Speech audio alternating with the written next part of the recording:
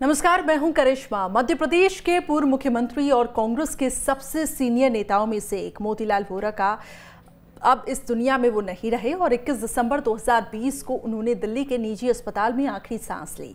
20 दिसंबर को ही उनका जन्मदिन था।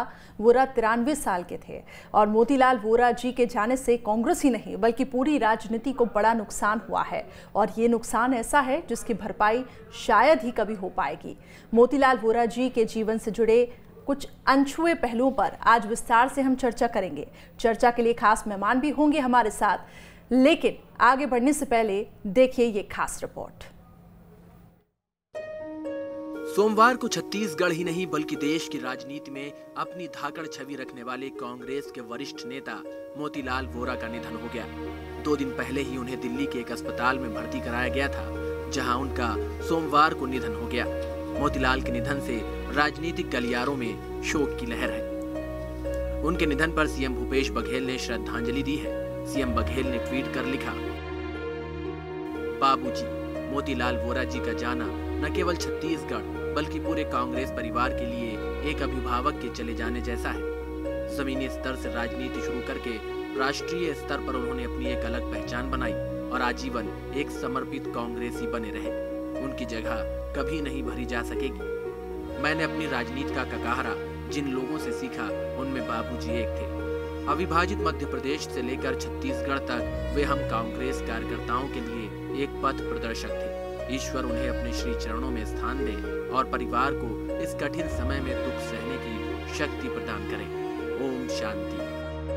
मध्य प्रदेश के मुख्यमंत्री शिवराज सिंह चौहान ने भी मोतीलाल वोरा के निधन पर गहरा दुख जाहिर किया है। सीएम शिवराज सिंह चौहान ने ट्वीट कर लिखा, कांग्रेस के वरिष्ठ नेता आदरणीय मोतीलाल वोरा जी के निधन का समाचार सुनकर दुख हुआ। ईश्वर से दिवंगत आत्मा को अपने श्री चरणों में स्थान देने और परिजनों को यह वज्रपात सहन करने की शक्ति देने की प्रार्थना करता हूँ। ओम शांति। ऐसे बहुत कम लोग होते हैं जिस प्रकार की उनकी छवि रही है।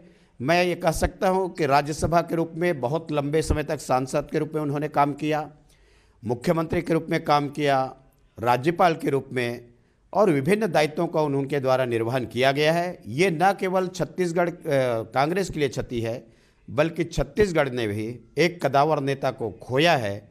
मुझे लगता है कि उसकी भरपाई करना अभी संभव नहीं है। बहुत बड़ी क्षति एक है ये। उनका अनुभव रिप्लेस नहीं किया जा सकता। इतने सालों का अनुभव एक व्यक्ति का जिन्होंने एक पत्रकार के रूप में अपने करियर को चालू किया और साइकिल से और स्कूटर से जो पार्टी के काम के लिए आना जाना करने में कभी परहेज नहीं करते थे। मुझे वो दिन याद है, मनेंद्रगढ़ में जब उनको जिम्मेदारी मिली थी तो लोग बताते थे कि कितने सहज इतने बड़े लीडर होने के बाद भी उनका व्यवहार हुआ करता था। आपको बता दें कि मोतीलाल वोरा का जन्म 20 दिसंबर 1928 को राजस्थान के नागौर जिले में हुआ था।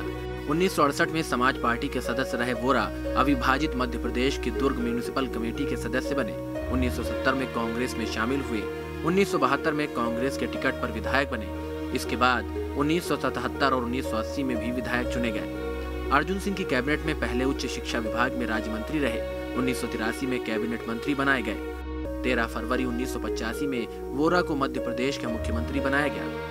13 फरवरी 1988 को मुख्यमंत्री के पद से इस्तीफा देकर 14 फरवरी 1988 में केंद्र के स्वास्थ्य, परिवार कल्याण और नागरिक उड्डयन मंत्रालय का कार्यभार संभाला। अप्रैल 1988 में वोरा मध्य प्रदेश से राज्यसभा के लिए चुने गए। 26 मई 1993 से 3 मई 1996 तक उत्तर प्रदेश के राज्यपाल भी रहे। वोरा लगभग 2 दशक पार्टी के कोषाध्यक्ष और गांधी परिवार के खास रहे।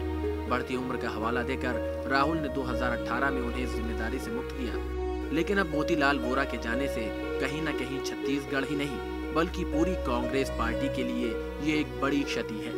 रायपुर से आदित्य नामदेव के साथ टीम न्यूज़ स्टेट। तो मोतीलाल वोरा जी को याद किया जा रहा है और कांग्रेस ही नहीं, अलग अलग पार्टी के अगर हम ये कहें कि जो नेता हैं वो भी याद कर रहे हैं। और रायपुर में क्योंकि पार्थिव देह पहुंच चुकी है और क्या कुछ वहां पे तैयारियां चल रही हैं, क्योंकि दुर्ग में बताया जा रहा है अंतिम संस्कार होगा। ज़्यादा इस पर अपडेट ले लेते हैं, हमारे संवाददाता आदित्य नामदेव जुड़ चुके हैं लाइव।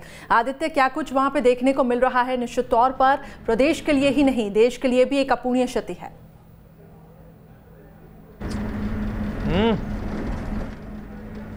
बिल्कुल, देखिए मेरे साथ मैं इस वक्त शव वाहन के साथ ही हूँ। आप देख सकते हैं तिरंगे में बाबूजी को लाया गया है। और मोतीलाल वोरा, मैंने फिर बताया, बहुत बड़ी शख्सियत पूरे छत्तीसगढ़ के लिए, पूरे देश के लिए।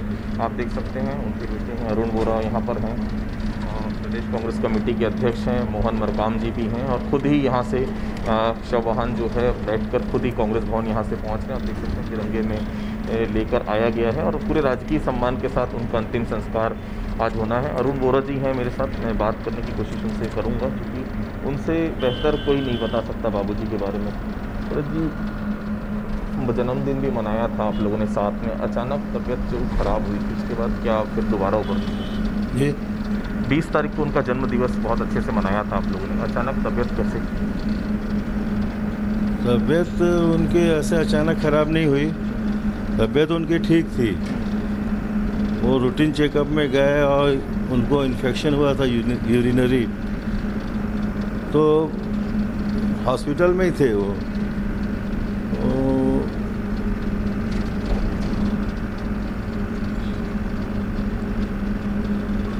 और कैसे ऐसा हो गया ये हमारे समझ से परे कि कैसे बाबूजी चले गए छोड़ के हमको, मैं बता नहीं सकता। जी, छत्तीसगढ़ की परिकल्पना इन्होंने की थी, छत्तीसगढ़ में कांग्रेस की सरकार बनेगी, अंत तक ये लगातार संघर्ष करते रहे। जब मुख्यमंत्री भूपेश बघेल ने शपथ ली थी, उस शपथ ग्रहण समारोह में आप भी थे, मैं भी पहुंचा था, इन्होंने कहा था कि छत्तीसगढ़ में दोबारा कांग्रेस को लाना मेरी पहली प्राथमिकता थी। आज वो प्राथमिकता पूरी, छत्तीसगढ़ में छत्तीसगढ़िया की यहाँ पर गवर्नमेंट बनी है। बिल्कुल सही कहा था उन्होंने, छत्तीसगढ़ की जो सरकार बनी है वो हम सब छत्तीसगढ़ियों की है।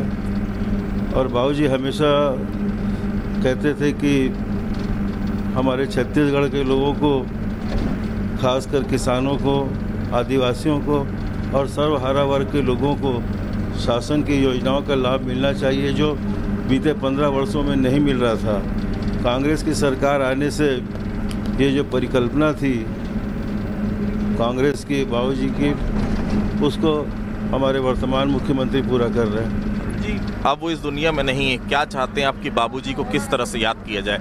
एक पत्रकार, एक पार्षद, राज्यसभा सांसद, लोकसभा सांसद, 18 साल तक कांग्रेस के कोषाध्यक्ष, मुख्यमंत्री, राज्यपाल, ऐसा कोई पद नहीं है जो उन्होंने नहीं छुआ हो, ऐसे कोई पद नहीं है जो उन्होंने उस पद पर ना आसीन हुए हो।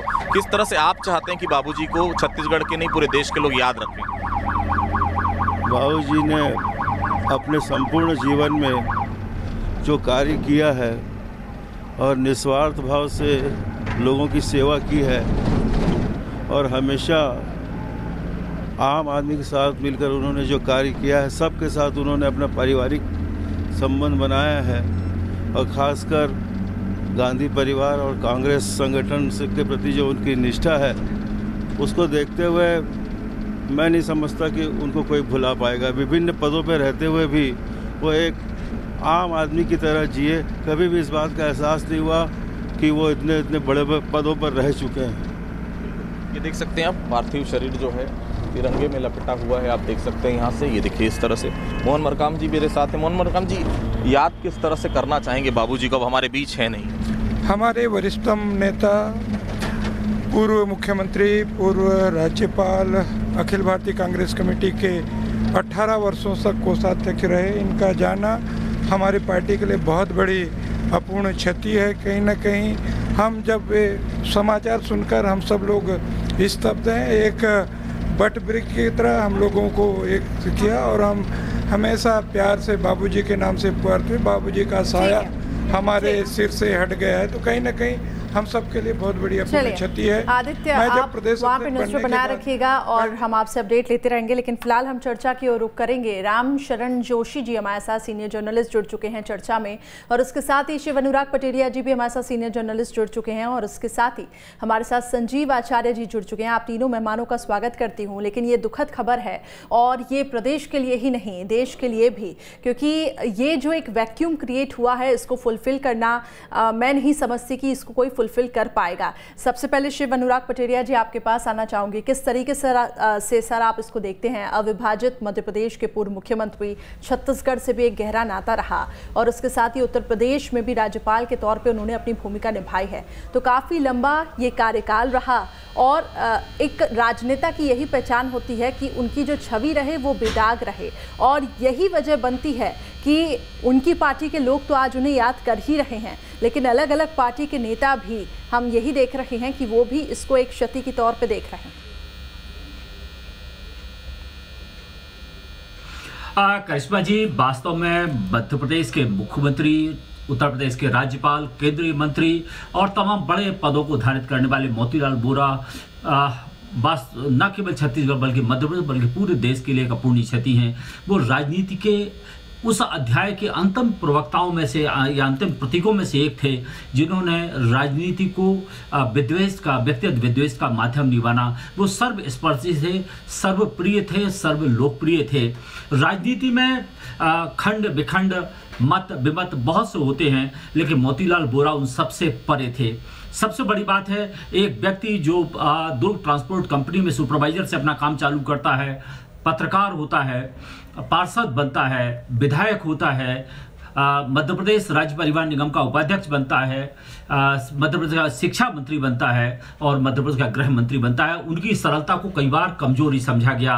1985 में जब वो मुख्यमंत्री बनाए गए तो अर्जुन सिंह और उनके खेमे ने उन्हें एक बहुत ही कमजोर व्यक्ति के तौर पर प्रस्तुत किया ताकि वो अर्जुन सिंह के खड़ाऊओं को ढोते रहेंगे, लेकिन ऐसा हुआ नहीं। बाद में जिस तरह से उन्होंने एक इंडिपेंडेंट अपना काम करने के तरीकों को अख्तियार किया, उसने उन सारी अवधारणाओं को ध्वस्त कर दिया कि वो किसी के का अनुगमन करते हैं। दरअसल उनका सज्जन होना उनकी कमजोरी नहीं थी, उनका सहृदय होना उनकी कमजोरी नहीं थी और मीठे और विनम्र होने के बाद भी वो हमेशा दृढ़ता का परिचायक रहे हैं। आप याद करिएगा, राजनीति में अभी हाल में पश्चिम बंगाल से खबर आ रही है कि एक सांसद की पत्नी ने टीएमसी की सदस्यता ले ली, उन्होंने कहा हम तलाक दे देंगे, लेकिन मध्य प्रदेश के मुख्यमंत्री रहे वोरा जी का कल्ट और कुछ अलग ही था।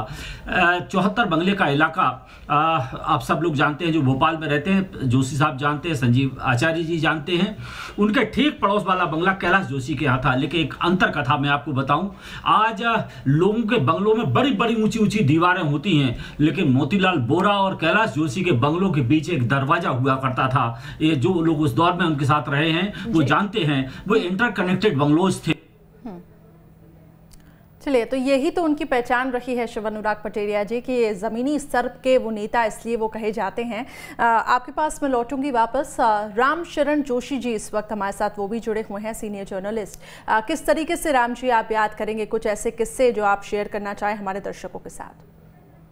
देखिए, सबसे पहले तो मैं वोरा जी को अपनी विनम्र श्रद्धांजलि अर्पित करता हूँ, क्योंकि उनसे मेरा परिचय 7वें दशक के मध्य से था, जब वो संयुक्त मध्य प्रदेश के यानी 7वें दशक के मध्य में मध्य प्रदेश ट्रांसपोर्ट कॉरपोरेशन के वो अध्यक्ष हुआ करते थे और उस समय मैं छत्तीसगढ़ में था, यानी बस्तर में कुछ काम कर रहा था और वहाँ उनका सबसे पहले मेरा परिचय हुआ। उसके परिचय का एक सबसे बड़ी वजह ये भी थी कि वो मूलतः राजस्थान के थे, नागौर में उनका जन्म हुआ और आखिर तक उन्होंने अपना संबंध राजस्थान, खास से बीकानेर और नागौर से बनाए रखा। और चूंकि मैं भी एक राजस्थान से हूँ तो एक थोड़ा सा परिचय और गाढ़ा होता गया जी। मैंने वोरा जी को कई भूमिकाओं में देखा है, प्रदेश अध्यक्ष के रूप में भी, मुख्यमंत्री के रूप में भी, केंद्रीय मंत्री के रूप में भी। देखिए, एक जैसा एक वो है ना कि नदी नाव संयोग, वो इस तरह से मिलजुल करके चला करते थे। सही मायनों में मैं कहूं तो वो एक आजाद शत्रु थे, यानी वो एक ऐसी कोई कदम नहीं उठाया करते थे जो कि यथा स्थिति को मैं कहीं बुनियादी परिवर्तन लाए। ये इनकी एक सबसे बड़ी कार्यशैली थी, लेकिन कई जगह उन्होंने कठोर कदम भी लिए। मुझे याद है कि जब वो उत्तर प्रदेश में राज्यपाल थे, उस समय समाजवादी पार्टी और बीएसपी दोनों की सरकार थी और मुख्यमंत्री मुलायम सिंह जी थे। और मायावती को लेकर के काफी जब चल रहा था, और आपको शायद याद हो उस समय एक सर्किट हाउस में अग्निकांड हुआ था, और उस समय कहा जा रहा था कि बीएसपी की जो सुप्रीमो हैं मायावती, उनको जलाया जा सकता है। तो उस समय चर्चा इत्तेफाक से मैं भी वहां गया हुआ था, तो राज्यपाल मोतीलाल वोरा जी ने उस समय मुलायम सिंह को सीधा तौर पे कहा कि अगर ये खत्म नहीं हुआ, मैं मध्य प्रदेश, राजस्थान, इसमें उत्तर प्रदेश में राज्यपाल शासन लागू कर दूंगा। और अंत में उन्होंने मायावती जी को सुरक्षित निकाला, यानी उनकी जान की रक्षा की। तो ये है कि उन्होंने समय पर कठोर नियम भी, कठोर कदम भी उठाए। ये तो सच है कि जब अर्जुन सिंह को 1985 में 2-3 दिन के बाद, फिर जब उन्होंने दोबारा मुख्यमंत्री के पद की शपथ ली, तो 2-3 दिन के बाद उन्हें तुरंत चंडीगढ़ भेज दिया गया, और इसके बाद उनकी पहली पसंद वोरा जी थे और वो चीफ मिनिस्टर बने। और ये माना गया था कि भाई उनकी पहली पसंद है, तो राजीव गांधी ने भी किया। लेकिन धीरे धीरे, जैसा कि अभी बताया गया, जैसे धीरे धीरे उन्होंने, मैंने देखा कि उन्होंने एक स्वतंत्र होकर के अपना कार्यशैली डेवलप विकसित की। और दूसरा ये सच है कि वो शुरू से लेके अंत तक नेहरू परिवार के प्रति प्रतिबद्ध रहे, उस प्रति आस्थावान रहे। हालांकि ये क्वालिटी कांग्रेस के सहयोग से ये क्वालिटी है, लेकिन साथ में ये भी देखना होता है। देखिए, अगर आप मध्य प्रदेश में के मुख्यमंत्रियों को की कार्यशैली का जब विश्लेषण करते हैं, तो जैसे कि सबसे पहले मुख्यमंत्री थे डीपी मिश्रा, मैं थोड़ा विस्तार से बताता हूँ। जी बिल्कुल, मैं इसको आगे और सुनूंगी। संजीव जी भी इस वक्त हमारे साथ जुड़े हुए हैं। संजीव जी, अभी जिस तरीके से हम देख रहे हैं मध्य प्रदेश की सियासत में शिव ज्योति की जो अभी हम देख रहे हैं कि वो ये जोड़ी अभी सामने आ रही है, लेकिन एक वक्त ये भी था कि माधव मोती के नाम से भी एक जोड़ी जानी जाती थी, तो बहुत बखूबी के साथ उन्होंने काम किया था। हालांकि जो कुर्सी थी वो इतनी ईजी नहीं थी ना, पहले दौर पे भी जब उनको कुर्सी मिली थी मुख्यमंत्री पद के भी, तो उस समय भी केंद्र ने कुछ और सोच रखा था। अर्जुन सिंह हालांकि कैबिनेट में मंजूरी लेने के लिए उस समय गए थे, लेकिन केंद्र की तरफ से कुछ और सोचा गया था, और दूसरी बार भी कुछ परिस्थितियां ऐसी ही बनी थी।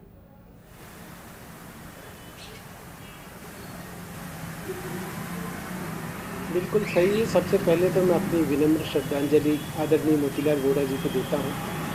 1989 में जब मैं दिल्ली पहुँचा पत्रकारिता करने, तब से वोरा जी से सीधा संबंध जुड़ा, क्योंकि वो इतने सरल और सहज व्यक्ति थे कि उनको एक मुख्यमंत्री का हुआ होता है वो कहीं भी उनके आसपास नहीं था, और वो बिल्कुल बहुत ही मृदुभाषी और एकदम नए, मेरे जैसे बिल्कुल नए पत्रकार को भी वो बिल्कुल अपनत्व से मिलते थे, समझाते थे कि क्या है, क्या चल रहा है, क्या खबरें।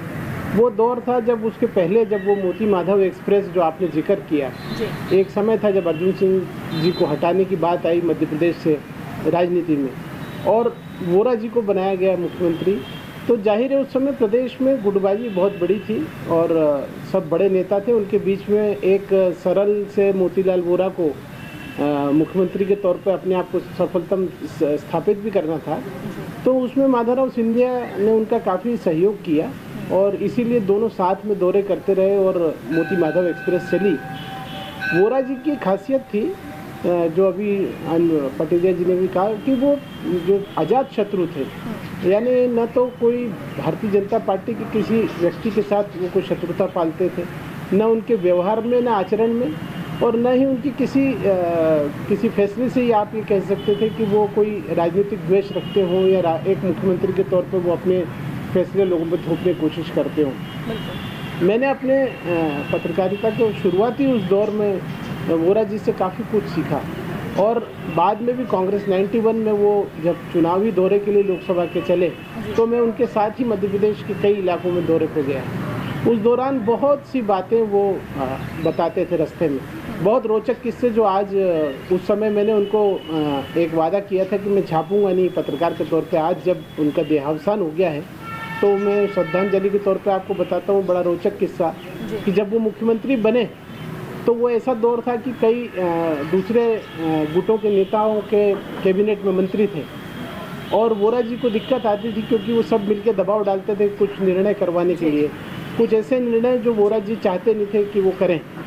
वोरा जी चूंकि परेशान थे, उन्होंने खुद मुझे बताया कि आपके पास, क्योंकि वो पत्रकार रहे थे तो उनके दिमाग में आइडिया आया। और आप जिस रोचक किस्से का जिक्र कर रहे हैं उसको मैं जरूर सुनूंगी। बेहद पत्रकारिता से उन्होंने शुरुआत की और सियासत तक वो किस तरीके से आए। रमेश नायर जी भी इस वक्त हमारे साथ फोन लाइन पर जुड़ चुके हैं। रमेश जी, किस तरीके से आप याद करते हैं, क्योंकि एक जमीनी स्तर के नेता अब हमारे बीच में नहीं रहे, काफी किस्से कहानियां हैं सबके पास, आपके पास कुछ ऐसी मेमोरी जो आप शेयर करना चाहें? चलिए, उनसे संपर्क हमारा टूट चुका है। जी सर, आप अपनी बात कंटिन्यू करिए, जो आप एक रोचक किस्सा बता रहे थे संजीव जी, मैं चाहूंगी कि आप उसको एक बार फिर से बताएं। रोचक किस्सा ये था कि वोरा जी ने मुझे बताया कि उन्होंने 2 अखबार के उस समय मध्य प्रदेश के मालिकों से ये गुपचुप करार किया कि वो कैबिनेट के इनसाइड की खबरें पहुंच चुकी है। संजीव जी, फिलहाल हम अपने दर्शकों को ये तस्वीरें दिखा दें, मैं फिर से लौटूंगी आपके पास क्योंकि हम ज़रूर सुनना चाहेंगे, लेकिन फिलहाल इस पे भी हमारी नजरें बनी हुई हैं कि पार्थिव देह राजभवन पहुंच चुकी हैं और कई दिग्गज नेता आज शामिल होने वाले हैं अंतिम संस्कार में, क्योंकि सभी के पास कई किस्से, कई कहानियाँ हैं। और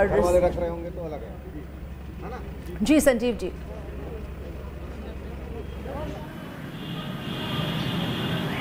जी संजीव जी, आप मैं यही बता रहा था कि वोरा जी ने एक पत्रकार उनके अंदर हमेशा से रहा।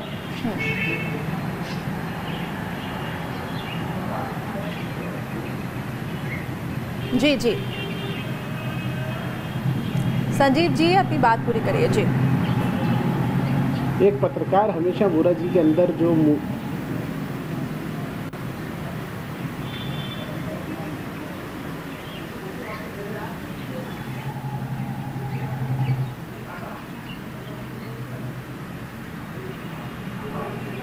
चलिए, मेरी आवाज मिल पा रही है आपको संजीव जी? एक बार फिर से हम कोशिश करेंगे उनसे संपर्क करने की। हाँ बिल्कुल मिल रही है आपकी आवाज। चलिए, तो आप अपनी बात बताएं कि वो रोचक किस्सा जिसका आप जिक्र कर रहे थे वो सुनना चाहेंगे और हमारे दर्शक भी जरूर उसको सुनना चाहेंगे।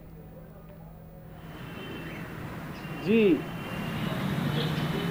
वो उन्होंने मुझे बताया कि उन्होंने अखबार मालिकों से करार किया कि वो अंदर की खबरें एक पत्रकार के तौर पे, मुख्यमंत्री के तौर पे नहीं उपलब्ध कराएंगे, जिस छद्म नाम से वो छापें, क्योंकि वोरा जी चाहते थे कि किस तरीके से उन पर कुछ निर्णयों के लिए मंत्री दबाव डालते हैं और उनके जो वरिष्ठ अभिभावक नेता हैं वो फ़ोन करते हैं। वो चाहते थे ये बात सार्वजनिक जीवन में लोगों को पता चले और हाईकमान को भी मालूम पड़े, और वो इसमें सफल रहे।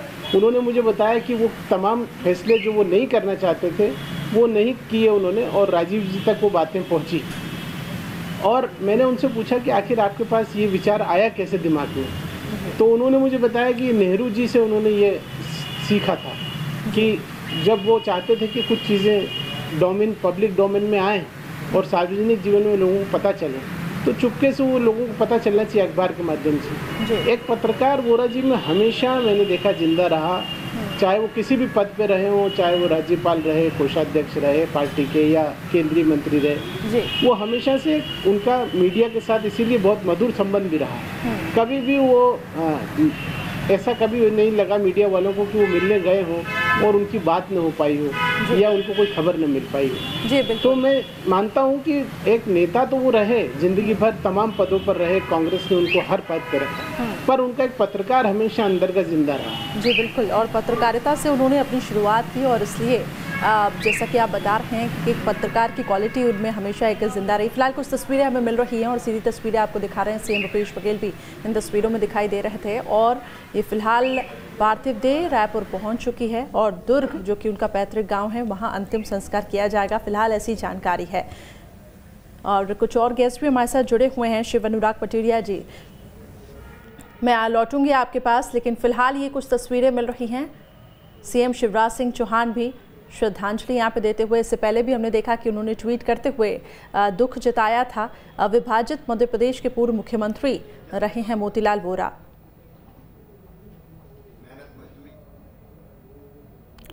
और लगातार हम आप तक तस्वीरें पहुंचा रहे हैं।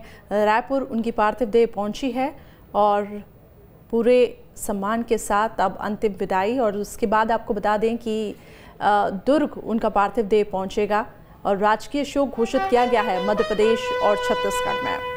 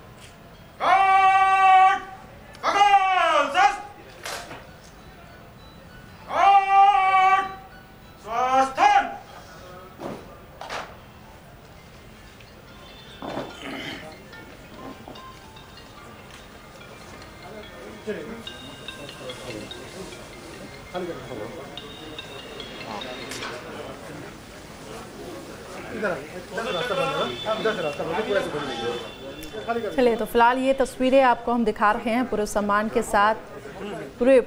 के साथ यहाँ पे अंतिम विदाई दी जा रही है और कुछ खास मेहमान भी लगातार हमारे साथ बने हुए हैं, उनसे भी हम भी किस्से कहानियां सुनेंगे क्योंकि ये निश्चित तौर पर देश के लिए भी अपूर्णीय क्षति है।